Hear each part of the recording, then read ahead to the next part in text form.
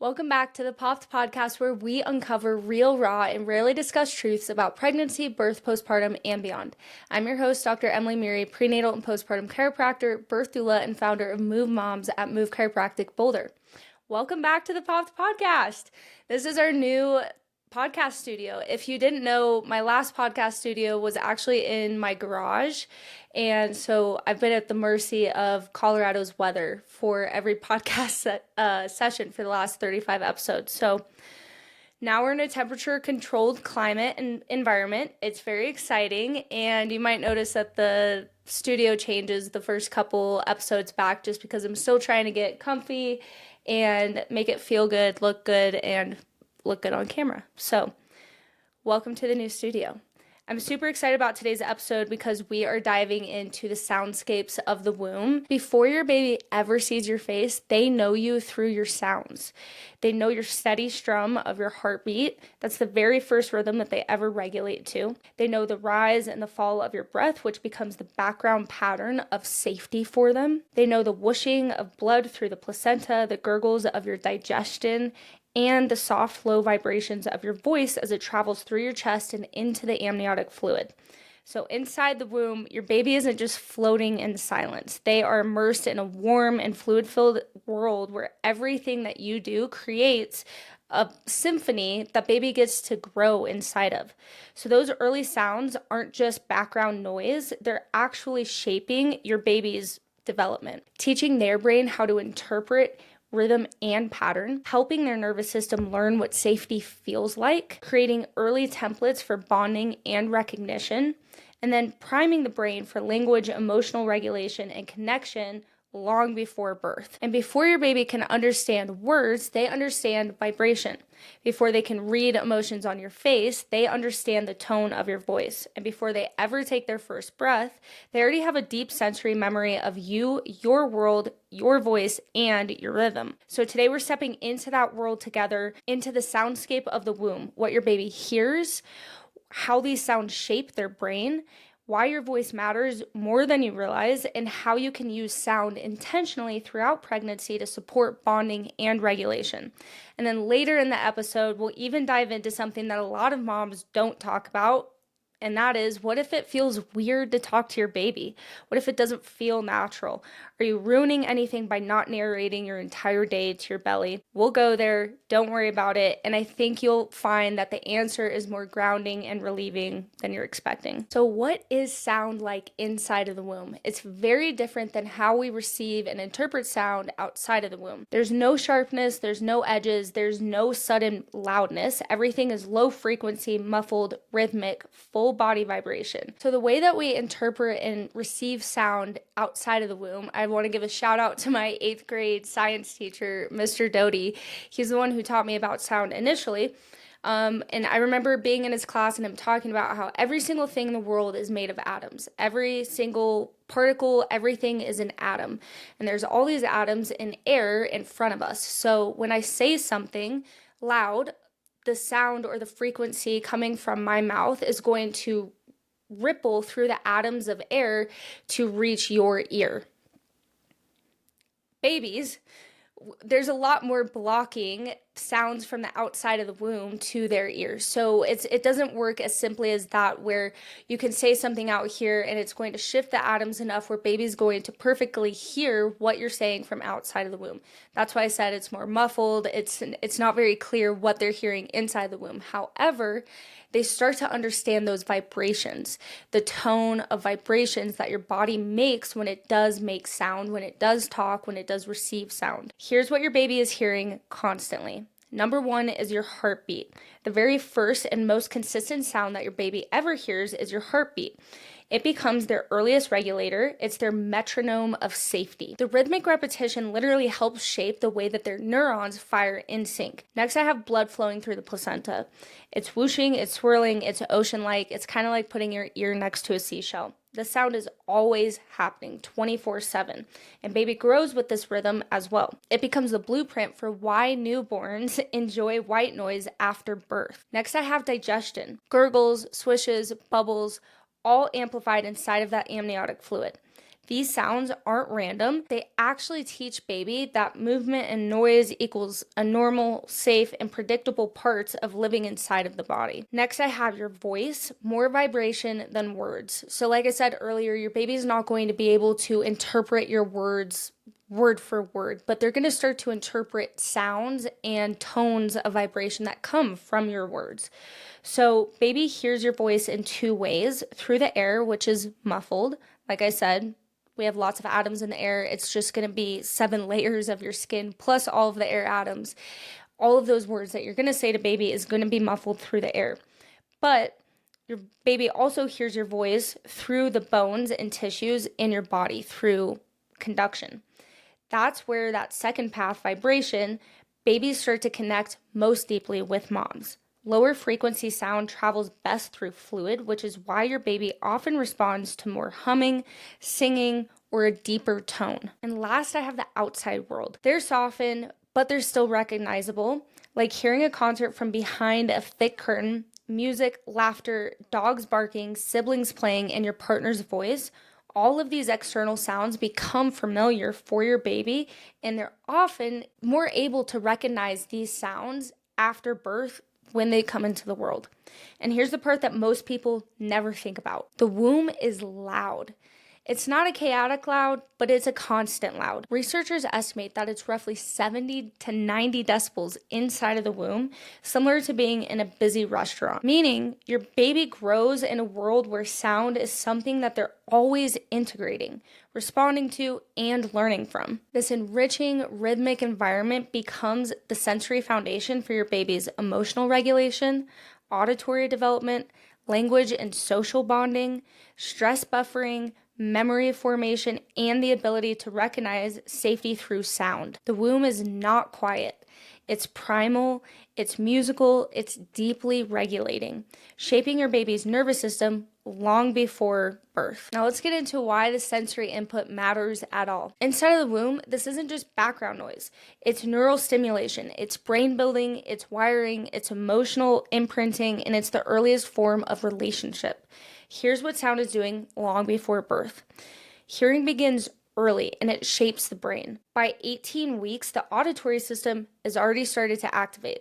And by 25 to 28 weeks, and this is weeks of pregnancy, by 25 to 28 weeks of pregnancy, it's sophisticated enough, their auditory system is sophisticated enough to pick up tone, rhythm, vibration, and familiar patterns. This early stimulation helps set up their brain's auditory cortex, the region that's needed for speech, language, music, emotional processing, and memory. Sound literally becomes part of your baby's neural architecture. Next, your voice becomes the next regulator. Your voice isn't just noise, it's a physiological signal to your baby. The steady rhythm of your voice helps your baby regulate prenatal stress levels. Studies show that fetuses have lower heart rate variability, which is just a marker for being calm when hearing their mother's voice. Even in the womb, your voice can create a biochemical safety. Thus, your voice is becoming their first emotional regulator. Third, your baby is learning language before birth. No words, no grammar, just rhythm, patterns, and melodies. But that's what the foundation of language is. Inside the womb, your baby is learning the melody of your speech, the flow of your sentences, the cadence of your language, and the sound signatures of your family's voices. This explains why newborns recognize their mother's voice first. It also explains why they prefer a native language over others and why they're soothed by familiar songs that they heard during pregnancy. They were practicing long before they ever took their first breath. Fourth, sound prepares baby for life after birth. All those womb sounds help create early templates for babies so that they can adapt to new, overwhelming, or chaotic environments. Think about it. In the womb, we have rhythmic, constant, muffled sounds. In the outside world, we have sharp, unpredictable, and loud sounds. Because of prenatal sound exposure, babies are better able to latch onto familiar sounds in chaos, regulate their nervous system through sound, settle with rhythmic sounds like shushing, white noise, heartbeat tracks, or they respond to that emotional tone of their caregiver. Your prenatal soundscape becomes your postnatal survival tool. Sound creates the first bond before touch, before sight, And you don't want to wait until birth to start bonding. Your baby turns their head towards your voice in utero, shows increased movement or stillness based on familiar sounds, responds to music or rhythmic patterns, and begins forming early sensory memories of home, safety, and you. This isn't imagination, this is measurable. It's biology, it's attachment, and it's starting from the inside. Last, sound is baby's first language of emotion. Tone matters more than words. Your baby learns that calm tone means safety and that a tense tone means alert. They know that familiar tone equals connection and that rhythm means predictability. They also start to understand that vibration means presence. So even without understanding any meaning, they're already learning emotional communication through sound and vibration. Sound is their very first emotional dictionary. This is why sound in the womb matters. It's teaching your baby how to be a human in a relationship with another human. And because we're listening to the Popped podcast, of course we're going to get into the science behind the familiar sound before and after birth. So why your voice, rhythms, and sounds from pregnancy feel like home on the outside. The moment your baby is born, they enter a world of light, cold, gravity, sharp sounds, endless air, and sudden space. A total sensory shock. But the one thing that doesn't change for them is that they still know you through sound. Here's what the research and clinical reality shows. Newborns turn toward familiar voices immediately. This isn't a cute coincidence. It's facts. It's biology. Newborns preferentially orient toward mother's voice over any other voice. They recognize recordings of stories or songs that they've heard in the womb, and they show heightened alertness when hearing familiar rhythms and calm more easily afterward. Your voice is the first bridge between womb and the outside world. Next, I have familiar sounds regulate baby faster. When babies hear the same sounds that they heard inside of the womb, their heart rate slows, their breathing settles, their cortisol levels drop, their muscles soften, and crying decreases, typically a lot faster. Why? White noise works. Shushing works. Heartbeat tracks, they work. Humming works. It's not a hack. It's your baby remembering their first environment. Next, I have prenatal music exposure and how it leaves a sensory imprint. Studies show that babies exposed to a specific song during pregnancy show recognition of it months after birth. They change their suck patterns when hearing familiar music, and they quiet or brighten when hearing the rhythms that they know. This means that music in pregnancy isn't just cute, it's memory foundation. Moving on, babies cry less when hearing sounds from the womb, especially when it's their mother's voice, familiar lullabies, shushing, which mimics the placenta whooshing, deep-toned humming, recordings of parent reading or singing. They cry less because it's not new. It's a sound-based reminder of the only world that they've ever known, which was safe and felt safe to them. So we want to bring that feeling of safety back to them when they're out or dysregulated or feeling out of that safety within their own body. Next, I have rhythmic sound helps organize a newborn's body. The womb is rhythmic, breath, heartbeat, blood flow, movement.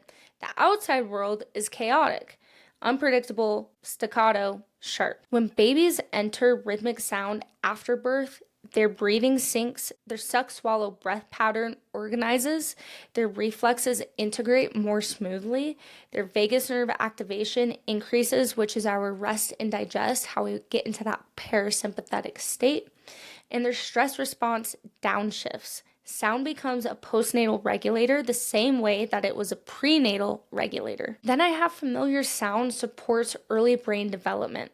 Outside of the womb, familiar sound continues to shape, whether that's language development, auditory processing, emotional recognition, attachment patterns, memory formation, co-regulation pathways. Your baby is learning the world through you, through your voice, through your tone, and through your rhythm. Last, sound equals safety. It's primal, it's deep, it's one of the first ways that our baby knows, I'm with you, I'm still safe, you're still my home. Now, how would you use sound intentionally during pregnancy? It's simple, it's low effort. I really think everybody could at least try it. At the very least, just try this. But before we dive in, none of this is about doing more. Everything that you're already doing is correct. You are already the best mom that was designed to mother the child inside of your womb. So anything that you're doing right now, I'm not telling you you're doing anything wrong. I just want you to be a little bit more aware of what you are doing, because what you are doing is already prepping your baby and your bonding patterns together for afterbirth. Everything that you're doing, all of your intuition, all of the natural ways of living life is already shaping your perfect baby inside of you. So this is just more validation. I don't want you to think, oh, I need to be doing more. I need to be talking more. I need to be reading more to my belly. Unless that's what you take from this, maybe send me a DM and we can talk a little bit more about that.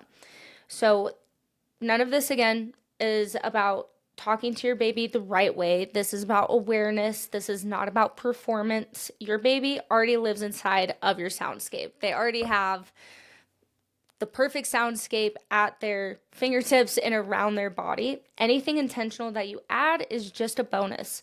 So here's how sound can become a gentle and supportive tool during pregnancy. Talk to your baby, but keep it natural. You don't need to narrate your entire day or have curated conversations. You can simply talk while you're driving. You can think out loud. You can share what you're cooking or whisper a good night or a good morning. You can laugh more. You can complain if you need to, but I do want to make a note on this. Everything that you think, your baby hears. Same with everything that you say. Your baby hears. And when we think about and talk about negative things, that changes the tone of our voice and the tone inside of our bodies. Your baby will start to learn and imprint those tones in their foundation. So we want to be careful and mindful of what foundation we're giving baby to build off of, what energy we're giving baby to build off of. That's not to say that you're not going to have bad moods or bad attitudes here and there. We all do every now and then. Let it come through, try to drop it, but just keep in mind that if you need to get some words out, you don't want to talk about anything else, but you have something to complain about, just get those words out, because it's actually going to give your baby some vibration and something to learn or work through in their own brains and in their own bodies. And last thing I have is say, hey, baby, anytime that you remember to at all. Even if you're not about to talk more or go into a story, you can just say, hey, baby, just talk to your baby, because every time that you do that, you're recognizing and acknowledging baby. That tone is going to help them know when you do that when they're in the real world. Your voice is familiar whether you're talking to them or talking near them. So just talk where you can. There is no wrong way. Sing or hum, one of the most regulating things that you can do. Humming and singing create low-frequency vibrations that travel beautifully through your tissue into the fluid right to baby. And why this works, babies feel it more when they hear it. It stimulates the vagus nerve for both of you, just like we were talking about. It's soothing, rhythmic, and grounding, and it helps your nervous system regulate while regulating theirs. You can hum the same tone for 10 minutes, and that's enough. Choose music that makes you feel good. There's no specific requirement to play Mozart. Your baby benefits more from your emotional state than from any specific genre of music. So what works beautifully is music that you grew up with, songs that you want to share, calming playlists, rhythmic beats, familiar melodies that are repeated over time. When you enjoy music, your body shifts into a parasympathetic regulation state, and so does your baby. So why not put on some music that's going to shift you into that really relaxed, calm state, because it's going to help your baby do the same. Invite your partner or siblings to talk to the baby.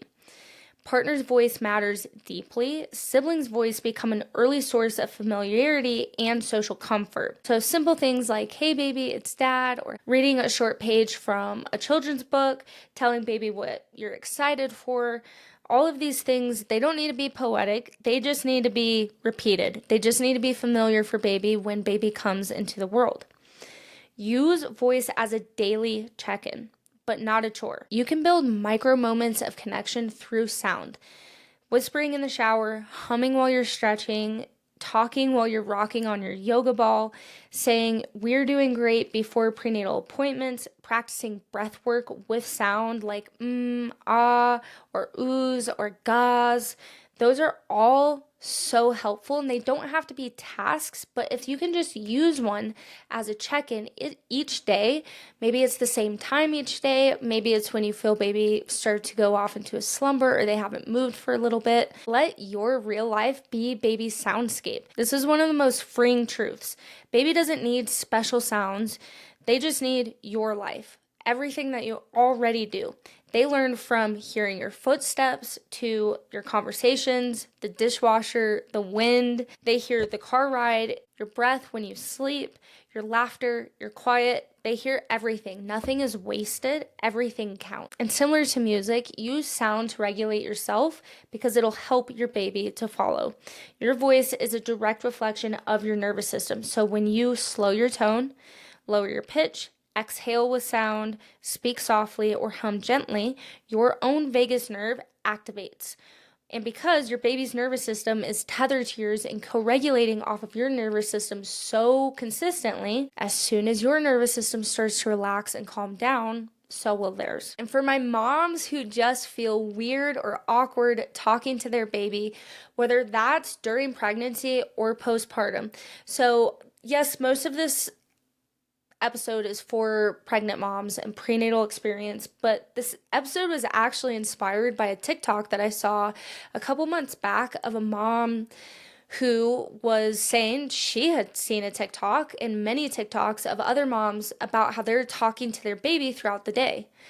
And she realized she's not talking out loud to her baby throughout the day. They're together throughout most of the day. She's just not an out loud speaker. And so she doesn't speak out loud to her baby frequently throughout the day and now feels kind of awkward trying to get back into this rhythm of talking and communicating with her baby. So this was inspired by that, but I want to start by saying I see you. If this is you and it feels awkward, it's okay. Nothing is wrong with you. It doesn't mean that you're a bad mom or that you're going to be a bad parent. Let's just talk about why this is, where this is coming from, and where you can start to harness some other powers and some other powers within you so that you feel more confident walking into parenthood. The truth about feeling awkward and the myth about perfect parent bonding or prenatal bonding and why you're not ruining anything. There's a whole group of moms who never say this out loud, but they feel it deeply. Talking to my baby feels weird. It doesn't come naturally to me. I don't know what to say. I'm worried I'm ruining bonding because I'm not narrating everything like other moms do. So let's clear this up with compassion and truth. 1. Feeling awkward is extremely normal. Not everyone feels instantly connected with the idea of talking to someone that they can't see or that can't talk back to them. Prenatal bonding is not universal. It's an automatic experience. Some moms feel shy, disconnected, silly, overwhelmed, unsure where to start, or they feel like they're just pretending. This is normal human psychology. This is not a reflection of your love or your ability to be a good parent. Prenatal communication is a relationship, and like any relationship, people show up differently. Second, bonding doesn't always require words. It's physiologic. Here's the relief. Baby doesn't need language to bond with you. Your baby bonds through your heartbeat, through your breath, through your movement, your hormones, sleep cycles, blood flow, emotional rhythms, your touch when you hold your belly, and the tone of your voice even when you're not specifically talking to them. You are bonding simply by existing together. Third, quiet moms are not less connected, they're just different. Some moms connect through talking. Some connect through thinking. Some connect through imagining. Some connect through touch. Some connect through movement, and some through stillness. Silence does not mean disconnection. Your baby receives your presence through vibration and physiology, not verbal narration. Fourth, the fear of ruining your baby is rooted in comparison culture. Moms see videos of women doing daily affirmations to their baby bumps or narrating every activity and think, I'm not doing enough. I must be doing it wrong. Everyone else is connecting better than me. But here's the truth. It's a style, it's not a requirement. There are no studies that show that prenatal talking predicts better attachment than prenatal presence. Not one study. Next, if it feels unnatural, don't force it. Shift the definition. Talking isn't the only form of communication, so try these alternatives. You can think loving thoughts. You can hum. Your baby receives those vibrations, if not words. Touch your belly gently. Breathe deeply with intention. Play music that you love. Place your partner's hand or voice near your belly. Imagine your baby in a safe, warm space. All of these count. These all create connection. They all regulate your baby's nervous system. Last, there is no right way to be a mom, and bonding grows over time. You don't have to feel connected instantly. You don't have to talk a certain way.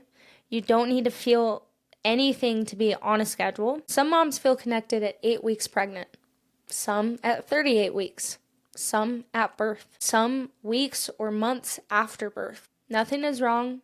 Nothing is broken. There is no ideal. Bonding is a relationship, and every relationship has its own rhythm. I hope that this episode gave you a good understanding of the soundscape within your own body, the power from within.